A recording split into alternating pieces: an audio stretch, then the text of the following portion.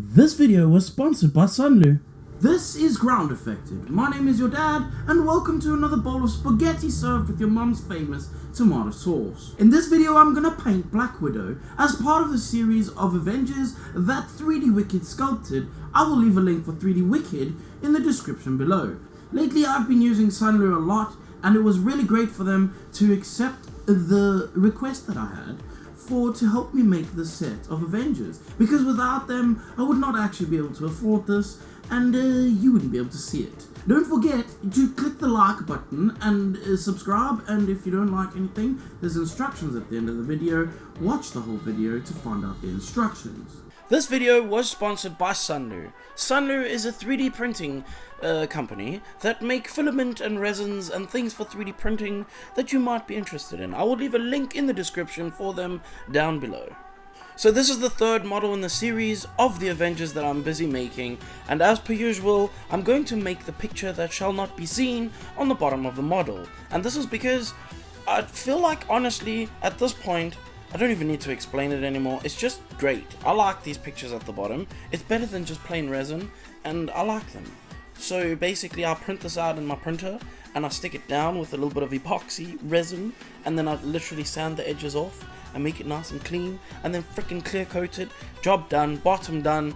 That is the way to do the bottoms, and I'm gonna do this for every model that I possibly can in the future. I'm not gonna lie, some models are really hard to do this on, but I'm still gonna try it anyway.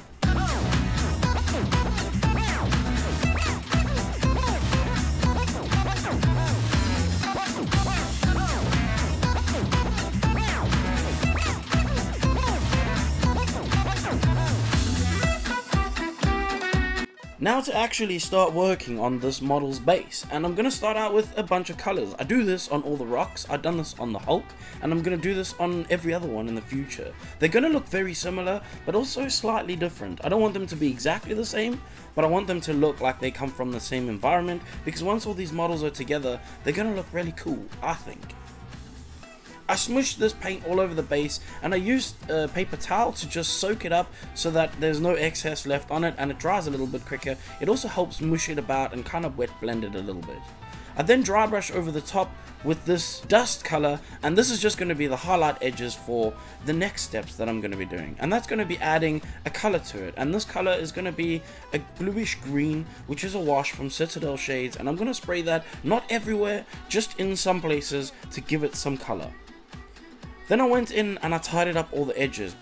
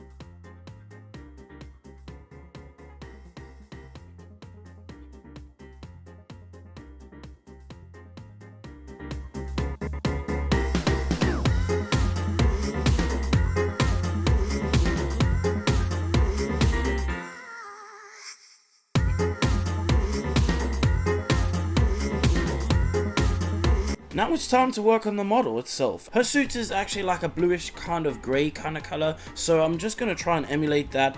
It's not completely black really, but it is technically a black. I don't actually know. In some pictures it's black, some pictures it's greyish blue. I'm making it in between of that.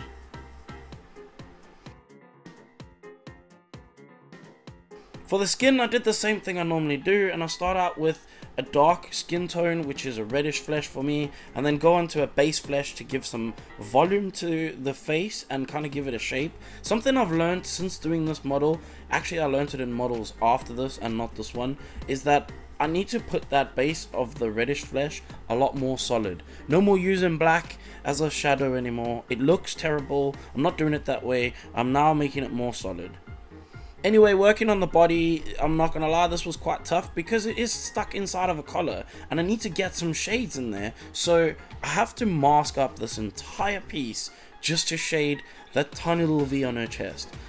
It is a little bit annoying, but it is the only way to do it and make it look like the head sculpt and not look stupid.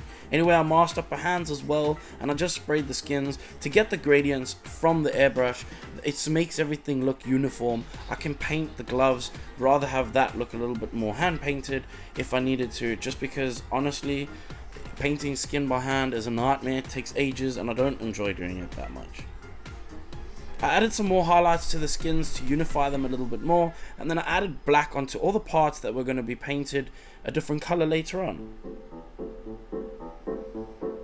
Whilst some of those things were drying, I went in to give the washes to the skin, and in this case it was just a yellow wash which gives the yellow to the skin, and then a red wash which gives the pink to the skin, and then I unmasked everything because I'm done with actually the skins right now, and I wanted to just check that everything kind of matches and it looks right.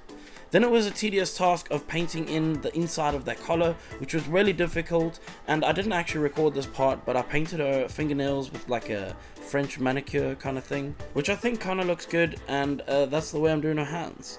For the feet, I wanted to add a little bit more life, and the whole suit is just one color really, but to give it a bit more texture and not look so plain, I used a panel liner wash on the boots so they looked a little bit darker. It's still the same tones as the thing, but it's a little bit darker, whatever. And then I used black to do all the straps and everything on the boots as well. I used dark silvers to highlight edges on some of the pouches, as well as the little belt buckle and also some little rivets and things here and there. And then it was time to start working on the hair, and to be honest, her hair is a different color in every movie, but in this movie it's reddish anyway, so I'm going with the reddish kind of color. I'll put down an orangey browny kind of color first, and I'll tint this later using a wash from my airbrush just to make sure that I can get the same volumes that I would on the rest of the model, and it kind of looks cohesive like that. For the suit to not look so flat and plain and boring, just to create a bit of texture, what I did is I didn't put any color, I just used a gloss clear and painted the stripes that are on her suit, and this gives a texture difference, so it makes it look like they're painted different, but they're not, they're the same color and looks cool. This is where I added that volume to her hair, and I did this by just carefully spraying, it was a red Carabao Crimson from Citadel, from the bottom of the head, and basically this is just going to be shadowing everything that I need to have in shadow on the hair. Carefully not to get this on the skin though, because obviously that would make you have a bad time. I then painted her eyes with white, which is not white. We don't talk about white. After painting the whites of her eyes, I added in a little bit of darker brown wash into the inside of her lips, just so that when I add the lips color later, there is some depth to it. A little trick that I learned when I was touching up a Hot Toys model once of Black Widow was that her hair, they use like a metallic color for the highlight. It is really stark though, so you need to come back in with the wash later and airbrush over that just to get rid of the shine to that. But there's a little bit of shine that needs to be there to give the impression of the hair being shimmery. Yes, I totally cheated and I put decals in the eyes. I've been printing these lately, and I have made a video about this on my Patreon for my Patreons. I then painted the last few details like bits on the buckle and also these stupid things on her arms. Genuinely, this was the worst part of everything for me. Everything was great up until this point, and for some reason my hands just became spaghetti monsters and couldn't paint anymore. But anyway, after about 3 attempts, I actually finally got them done. I did the other one off camera because I really was struggling to do this on camera, and that's where I called this model done.